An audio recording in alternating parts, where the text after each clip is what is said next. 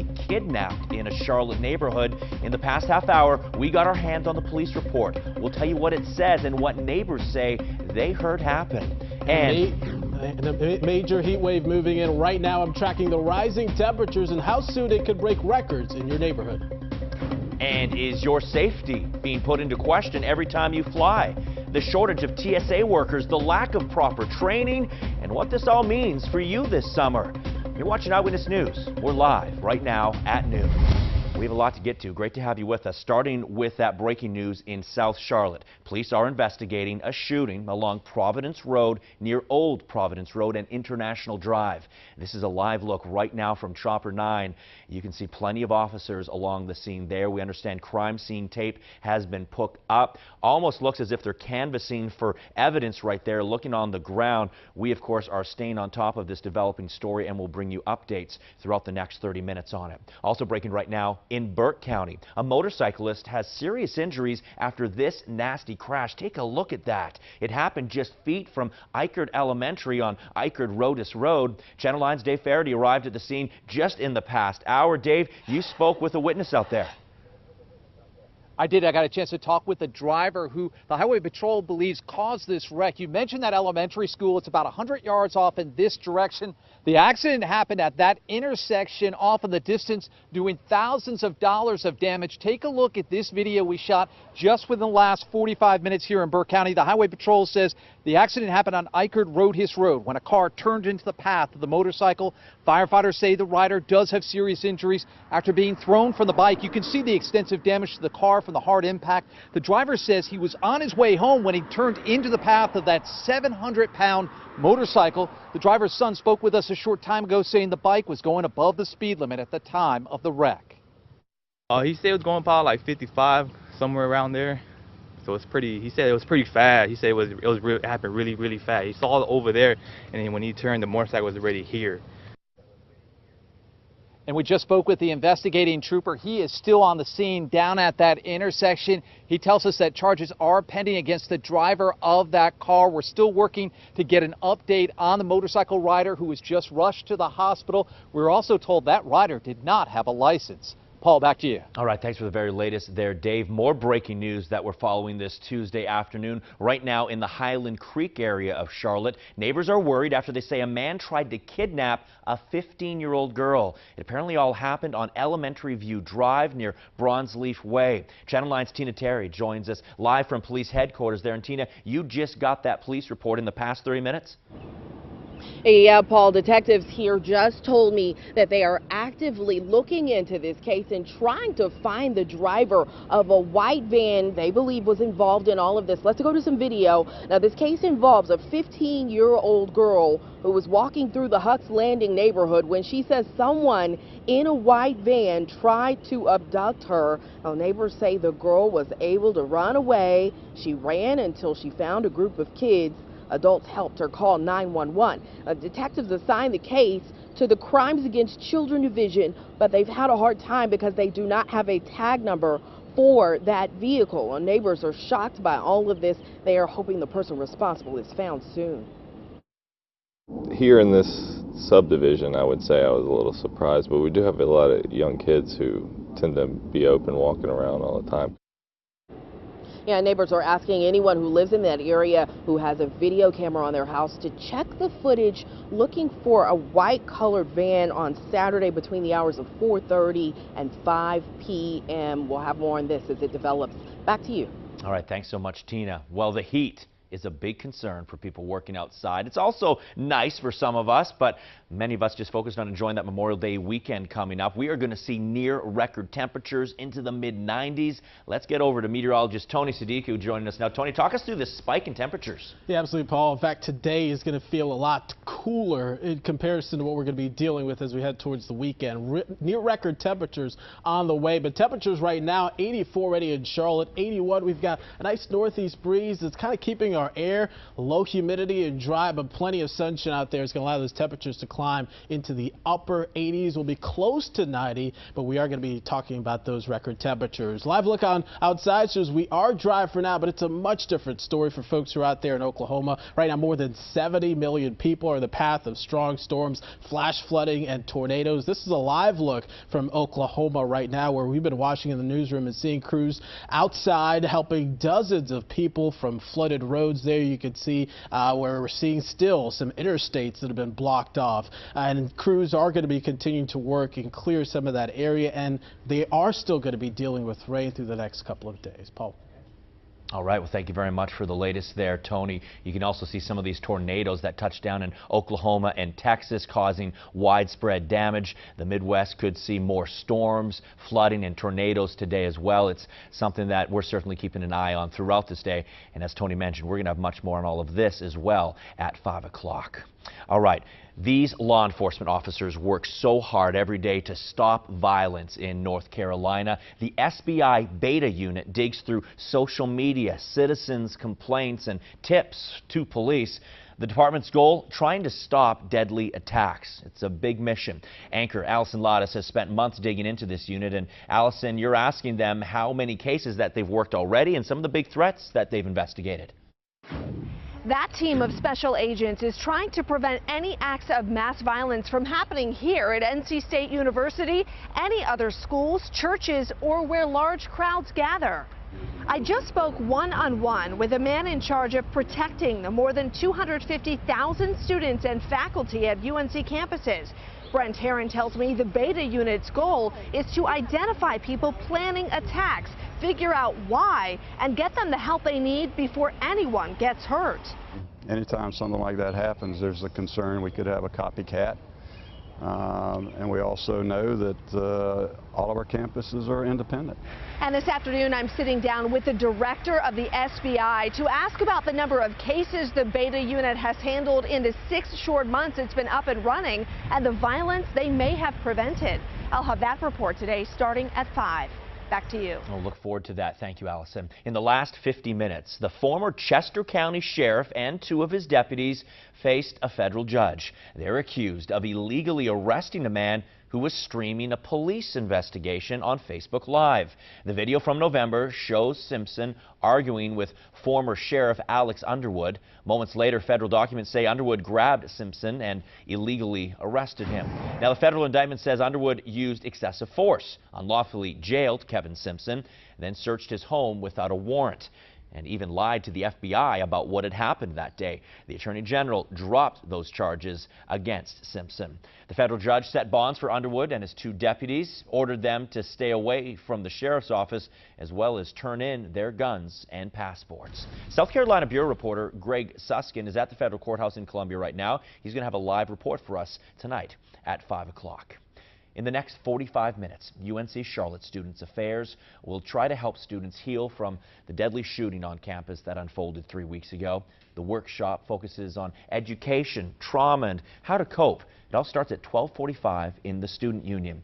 Of course, Rami Al-Ramadan, a student from Saudi Arabia, was one of 4 students shot. We've learned he had surgery this week and is doing well. Shonda Hart, Emily Haupt, and Drew Piscario were also shot that day. Piscario is still recovering from spinal surgery. Those others are back home recovering. Sadly, of course, Riley Howell and Reed Parlier both died in that shooting. Shoppers creeped out. Police say this man is sneaking up to women walking through the store, then taking pictures up their dresses and skirts. They're hoping you recognize the man that you see right here. Police say didn't say when those photos were taken, but did say it happened at 2 stores, including a Walmart and a Target store off of Statesville Road. If you recognize this man, you are asked to call police. Over in University City, police say someone's been spying on students through bedroom windows. At least one student coming forward. Lazaria Covington lives at 49 North Apartments near UNC Charlotte, and she tells that it happened around spring break at first and then again just this past Sunday. She says the man knocked on her window, made a disturbing sound, and left a chair outside. Police have not arrested that person yet. All new for you right now at noon. Channel 9 reached out to CMS and found the district found 11 guns inside school this year. That's up from 9 just last year. And they're still tallying up the number of weapons, which includes guns, knives, and tasers for the total year. After the deadly shooting inside Butler High School, CMS changed how it screens students in hopes of preventing guns from getting inside schools in the first place. The district now randomly screens high school students using metal detectors and wands. The district has also updated locks and fencing and given teachers panic cards. We're learning more about a security scare at Charlotte Douglas Airport this past weekend. Sources now tell us a possible threat was scratched into a tray table. It said IED, possibly referring to improvised explosive device. The JetBlue plane was evacuated after a passenger reported seeing those letters on Sunday. The bomb squad swept the plane and a K-9 unit checked out the passengers who had to be rescreened, but nothing was found. The FBI says it was using an abundance of caution to make sure that flight to New York was safe. Well, the heat this Memorial Day weekend is a big concern with many of us heading to the beach or heading to Speed Street in uptown Charlotte. Meteorologist John Ahrens joins us live from there right now. What are you seeing out there, John, and what should we be remembering? Whew, I tell you what, Paul, it doesn't feel too bad right now, but as the heat really builds up and all the people that are going to be here at Romare Bearden for Speed Street, I want to give you an idea what's going to be happening. I'm going to need a couple props here, so I'm going to use this skyscraper here at Catalyst Apartments. So imagine going way up in the atmosphere, in the atmosphere's case 1,000 feet, and from top to bottom, this huge dome of hot air builds. You can't move it. It won't budge. So that's what's going to happen this weekend, and as a result, we're going to hit the mid-90s and get hotter each and every day, challenging records, and we haven't done that in the month of May in about 50 years. That's how hot it's going to get. Stay hydrated. All the people are going to be out here for the concert series, and we've got the Knights game playing Friday night. It's going to be busy. You certainly need to take those precautions. Good news is that, you know, around this time, at least in my experience in the past 13 years, that heat already gets going right around race time. So hopefully, Tony, I'll send it back to you. People are going to be ready for it. That is great advice, John. And that heat that you're talking about that we haven't seen fall into the 60s, that record temperatures could be in jeopardy this weekend. I'll show you just how hot it gets and the impacts to your Memorial Day weekend. All right, and while keeping you safe flying, the shortage of TSA workers at airports across the country having an impact now. The reason lawmakers are stepping in to try to make sure you're safe this summer. Weather on WSOC is driven by Toyota of North Charlotte, I-77, exit 23, where big city low prices are just a click away.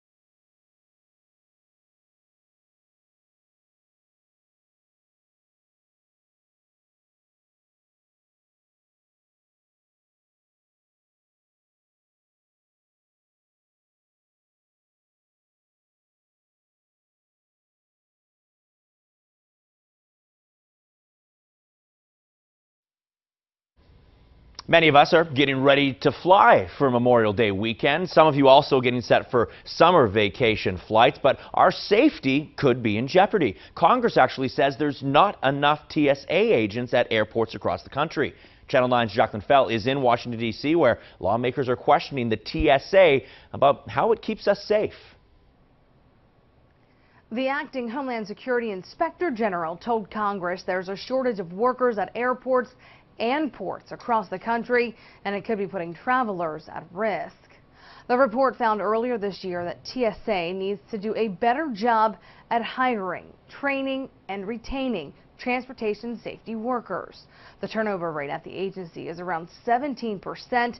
It's even higher for temporary employees. The Inspector General told a House panel today that the agency is taking steps to make it a better place to work. But with record travel expected this summer, lawmakers say security must be a priority. Already lines in front of TSA checkpoints snake through airport terminals, hindering airport operations and creating security vulnerabilities. Transportation officials also told Congress TSA workers, particularly airport screeners, should be paid better. The Inspector General says that would also improve morale. In Washington, Jacqueline Fell, Channel 9 Eyewitness News. All right, thank you, Jacqueline. The shortage of TSA workers is not good news as the summer travel season begins. More than 257 million people will fly from June through August. Airlines say they're offering cheaper tickets this summer.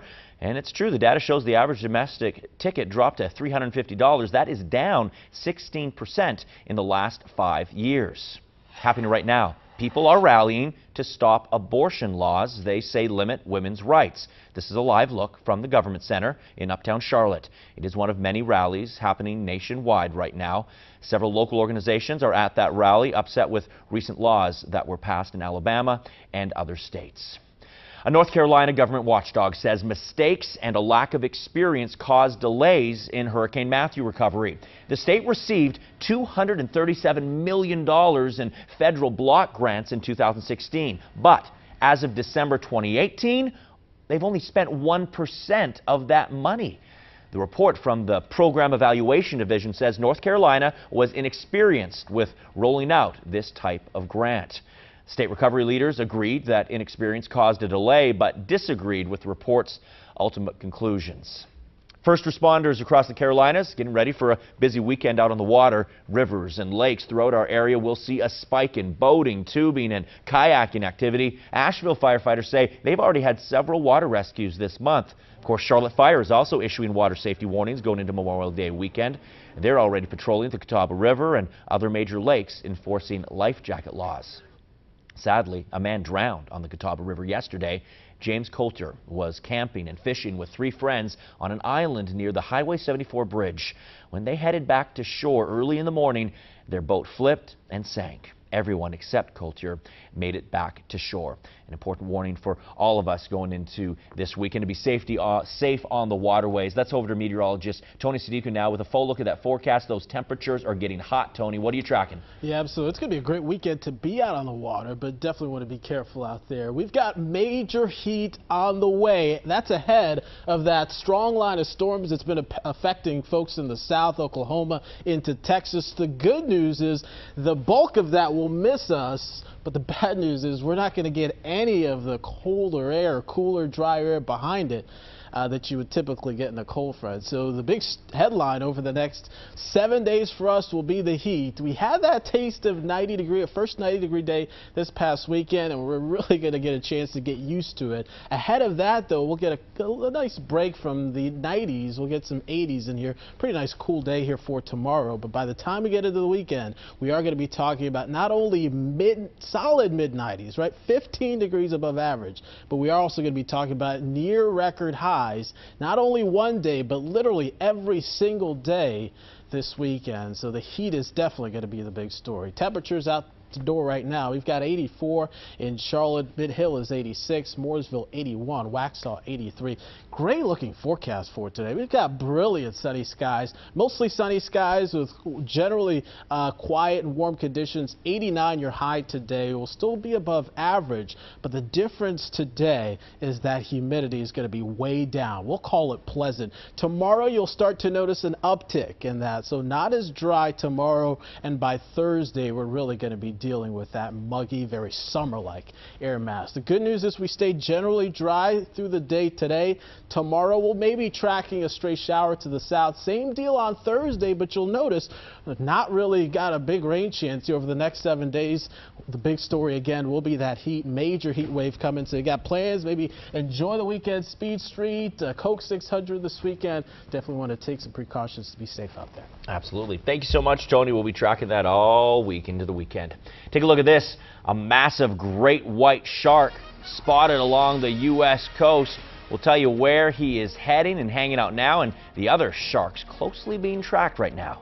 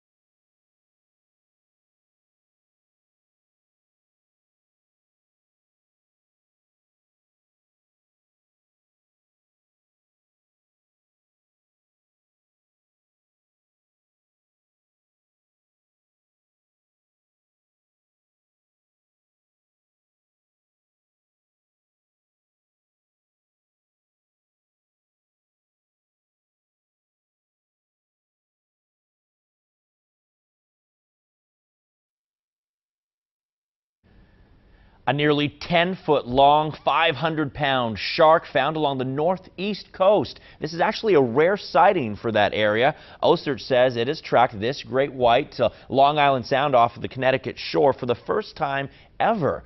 OSERC is currently tracking at least 5 great white sharks right now. 15-foot-long Luna off the South Carolina coast and 13-foot-long Caroline off the North Carolina coast. OSERC, of course, tracks sharks for research purposes.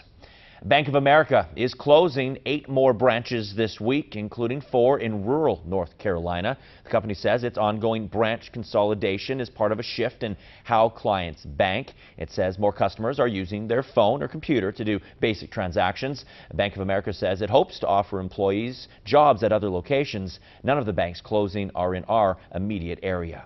Coming up, local breweries are saying cheers. The major change allowing them to sell more beer, and how that could benefit you. Closed captioning is brought to you by Bojangles' famous chicken and biscuits. It's Bo time.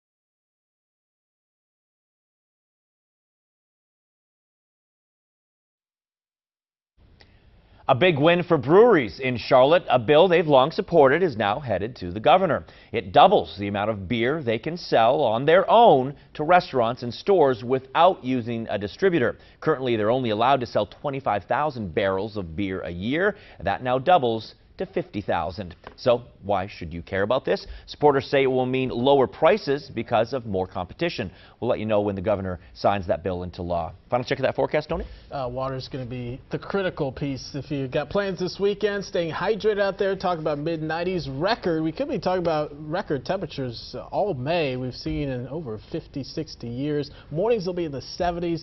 Best chance for rain tomorrow, Thursday, but it's not going to be much. Sounds good. I think they're going to love it at the Motor Speedway. Yeah. Thank you, Tony. Thank you for making us your choice for news this midday. Be sure to join us for Eyewitness News starting at 5. Have a great afternoon. WSOC-TV is a Cox Media Group station.